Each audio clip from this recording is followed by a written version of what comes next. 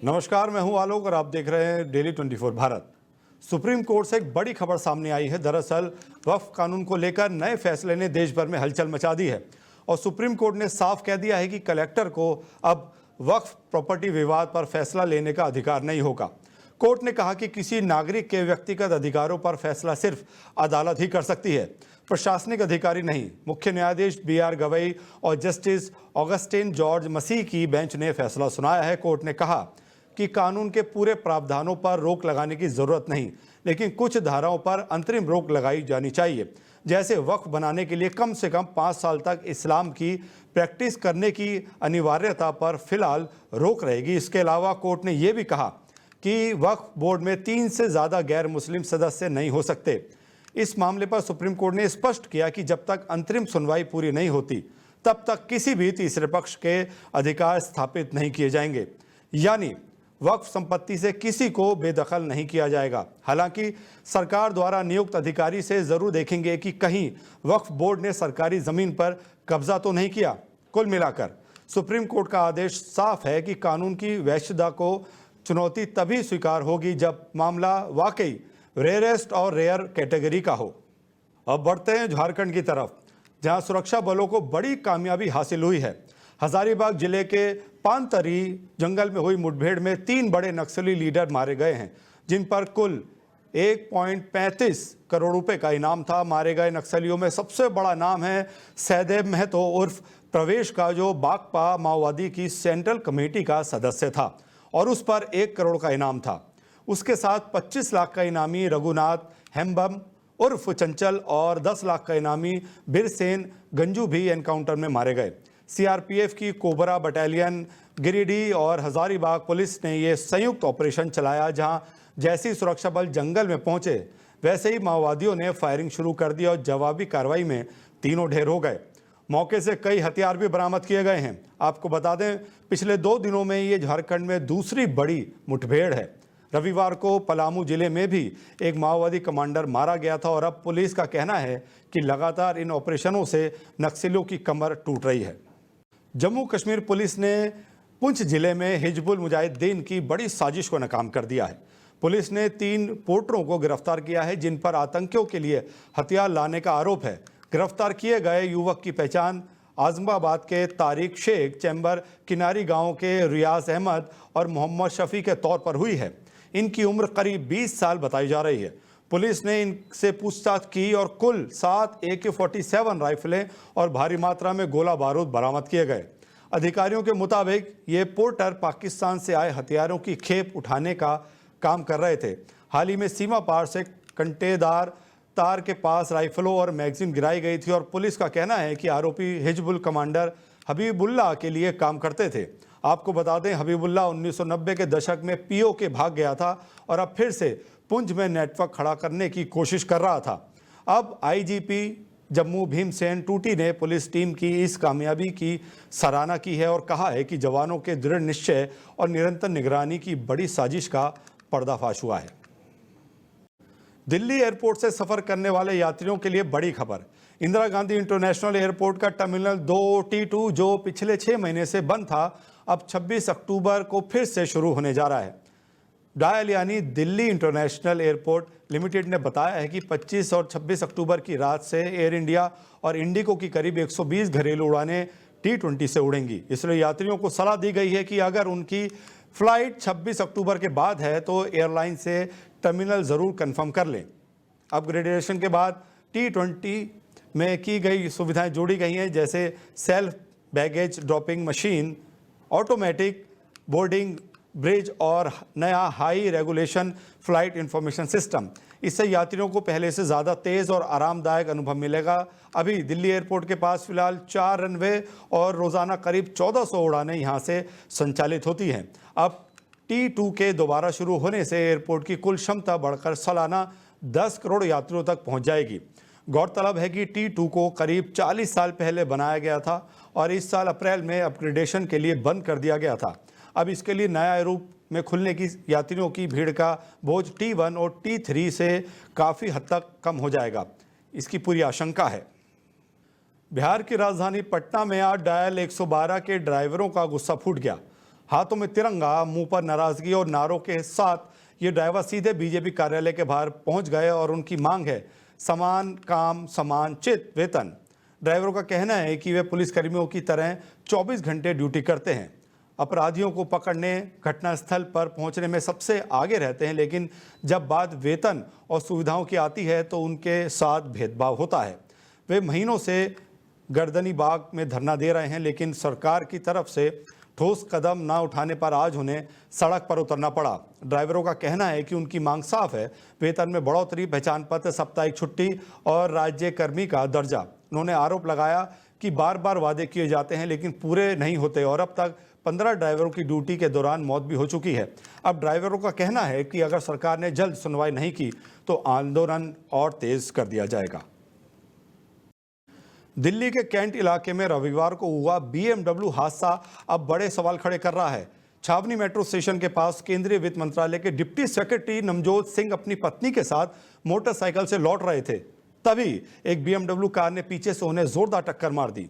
हादसा इतना भीषण था कि मौके पर ही हालात बिगड़ गए और नवजोत सिंह की मौके पर ही मौत हो गई, जबकि उनकी पत्नी और 2 लोग गंभीर रूप से घायल हुए।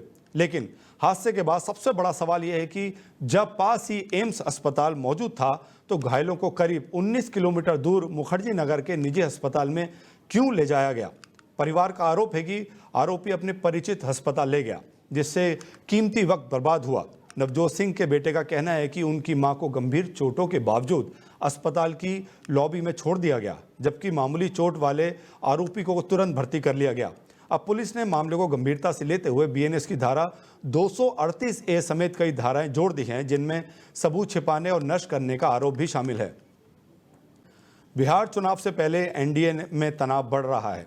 हिंदुस्तानी अवाम मोर्चा के संस्थापक और केंद्रीय मंत्री जीतन राम मांझी ने बड़ा बयान देकर बीजेपी और JDU पर दबाव बढ़ा लिया है। मांझी ने साफ कहा है कि अगर उनकी पार्टी को 15 सीटें नहीं दी गई तो वे अकेले ही 100 सीटों पर चुनाव लड़ेंगे।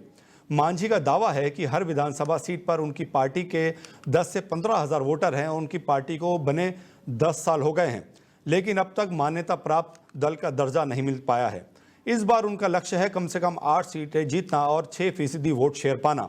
वहीं मांझी ने यह भी कहा कि बार बार छोटी सी हिस्सेदारी उनकी पार्टी के लिए अपमानजनक है। आपको बता दें कि 2020 में उनकी पार्टी 7 सीटों पर लड़ी थी और 4 पर जीत पाई थी। इस बार वो आंकड़ा बढ़ाकर 15 करना चाहते हैं।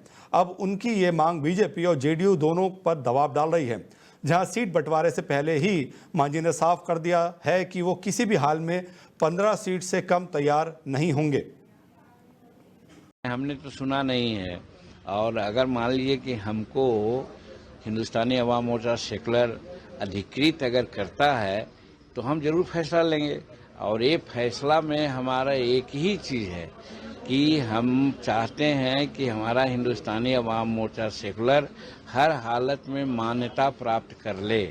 और मान्यता प्राप्त करने के लिए हमको 8 सीट विधानसभा में चाहिए या 6% वोट चाहिए टोटल वोट पोल का। तो 2 परिस्थिति है कि अगर 8 सीट लाने के लिए कम से कम हमको 15, 16 से 20 सीट मिले तभी ना आ सकें। सब सीट हम जीत जाएंगे सो बात तो है नहीं। तो अगर 60% स्कोरिंग सीट माना जाएगा तो भी अगर कहा जाएगा तो 15 सीट की बात आती है। 15 सीट हमको मिलेगा तो हम 8 सीट जीत जाएंगे। तो एक क्राइटेरिया है, और नहीं तो फिर हम भी 50 या 100 सीट पर लड़ेंगे।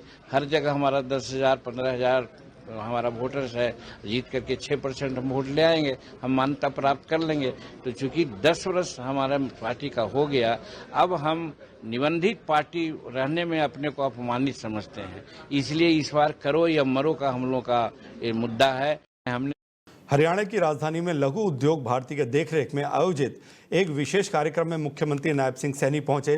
इस मौके पर कार्यक्रम की अध्यक्षता केंद्रीय शहरी विकास, आवासन और ऊर्जा मंत्री मनोहर लाल ने की। कार्यक्रम में देश भर से आए लघु और कुटीर उद्योगों के प्रतिनिधियों ने भी हिस्सा लिया। मुख्यमंत्री और केंद्रीय मंत्री ने इस अवसर पर उद्योगपतियों और प्रतिनिधियों से सीधा संवाद किया, उनके सुझावों को गौर से सुना। बातचीत का मुख्य फोकस रहा आत्मनिर्भर भारत बनाने में हरियाणा और हरियाणा वासियों की भूमिका। मुख्यमंत्री सैनी ने कहा कि राज्य सरकार हमेशा लघु और कुटीर उद्योगों को बढ़ावा देने के लिए प्रतिबद्ध है, और उन्होंने उद्योगपतियों से अपील की कि वे नई तकनीक अपनाएं और रोजगार के नए अवसर पैदा करें। इस पर केंद्रीय मंत्री मनोहर लाल ने भी जोर देते हुए कहा कि केंद्र और राज्य मिलकर उद्योगों को मजबूत बनाने की पूरी कोशिश कर रहे हैं। मंत्री ने यह भी बताया कि लघु उद्योग देश की अर्थव्यवस्था में अहम योगदान देते हैं और इनके विकास से युवाओं को रोजगार के अवसर मिलेंगे। वहीं कार्यक्रम में दौरान सवाल जवाब का सत्र रखा गया, जिसमें उद्योग प्रतिनिधियों ने अपनी समस्याओं और सुझाव साझा किए और इस दौरान कई नवीनतम योजनाओं और प्रोत्साहनों की जानकारी भी दी गई। मुंबई और पुणे में पिछले कुछ घंटों से लगातार हो रही मूसलाधार बारिश ने लोगों की मुश्किलें बढ़ा दी हैं। मुंबई में देर रात हुई बारिश सुबह तक आफत बन गई। माटुंगा और दादर के बीच रेलवे ट्रैक पर पानी भर गया, जिससे रेलवे परिचालन प्रभावित हुआ। साउथ मुंबई में बारिश इतनी तेज है कि कई इलाकों में जल जमाव और ट्रैफिक जाम की खबरें सामने आ रही हैं। वहीं सबरबन इलाके में तेज बारिश और तेज हवाओं के कारण लोगों को मुश्किलों का सामना करना पड़ रहा है। वहीं पुणे में भी भारी बारिश का असर दिखा और प्रशासन ने सुरक्षा के मद्देनजर शहर के सभी स्कूलों कॉलेजों में छुट्टी घोषित कर दी। साथ ही मौसम विभाग ने चेतावनी जारी की है कि अगले 24 घंटों में बारिश का सिलसिला जारी रह सकता है, तो नागरिकों को नदी और नाले के पास जाने से बचना चाहिए। विशेषज्ञों के अनुसार मूसलाधार बारिश से शहरों में जल भराव और यातायात बाधित होने की संभावना है, लेकिन प्रशासन की टीम लगातार राहत और बचाव कार्य में जुटी है। फिलहाल मुंबई पुणे में मौजूदा हालात के बीच नागरिकों से अपील की जा रही है कि अत्यधिक जोखिम वाले इलाकों में ना जाएं और सावधानी बरतें। ग्रेटर नोएडा से बड़ी खबर सामने आई है, जहां पुलिस ने हाल ही में 1100 किलो नकली पनीर जब्त किया, जो खाने के लिए बिल्कुल भी सुरक्षित नहीं था और उसमें से बदबू भी आ रही थी। प्रशासन ने तुरंत कार्रवाई करते हुए इस सड़े हुए पनीर को जमीन में गड़वा दिया, लेकिन इस मामले में विवाद भी सामने आया है। बताया जा रहा है कि कॉन्स्टिट्यूशन क्लब के चुनाव में हारे हुए प्रत्याशी संजीव बालियान और उनके सहयोगी थाने में धरने पर बैठ गए। उनका आरोप था कि नकली पनीर के साथ पकड़े गए लोग उनके समर्थक हैं। वहीं इस दौरान बीजेपी के अन्य नेताओं का भी इस मुद्दे में शामिल होना चर्चा में रहा। आपको बता दें, इस पूरे घटनाक्रम के बाद यूपी पुलिस के आला अधिकारियों ने सख्त कदम उठाया और उन 2 पुलिस अधिकारियों को सस्पेंड कर दिया, जिन्होंने सड़ा हुआ नकली पनीर बाजार में बिकने से रोकने की कार्रवाई की थी। अब अधिकारियों के सस्पेंशन के फैसले ने लोगों में हैरानी और सवाल खड़े कर दिए हैं। विशेषज्ञों का कहना है कि नकली और सड़े हुए खाद्य पदार्थों को रोकना हर प्रशासन की जिम्मेदारी है और इसमें राजनीतिक दबाव कतई स्वीकार्य नहीं होगा। फिलहाल प्रशासन अब इस मामले की गहन जांच कर रहा है, ताकि भविष्य में ऐसी घटनाओं को रोका जा सके और लोगों की सेहत पर कोई खतरा ना हो।